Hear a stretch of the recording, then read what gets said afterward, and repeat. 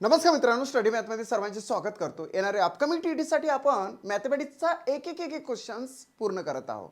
त्यापैकी हा एक क्वेश्चन, खालील आकृतीचे निरीक्षण करून क्षेत्रफळ आपल्याला काढायचे आहे.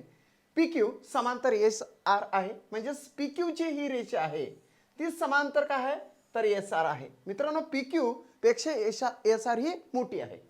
आता बघा, या ठिकाणी या संपूर्ण पी एस क्यू आर म्हणजे पी एस आर क्यू किंवा पी क्यू आर एस आपण म्हणू शकतो त्या चौकोनाला. सो त्याचं आपल्याला क्षेत्रफळ काढायचा, एरिया काढायचा आहे. मग एरिया कसा काढायचा तर अतिशय इम्पॉर्टंट तुम्हाला सांगतो की पायथागोरसचा प्रमेय वापरून आपण एक त्याचीवाली बाजू काढून देन मग त्याचं क्षेत्रफळ काढू शकतो.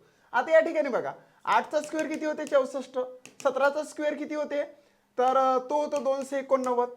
आता 289 मधून 64 वजा करायचे, वजा केल्यानंतर इथं 5 राहतात, इथे 2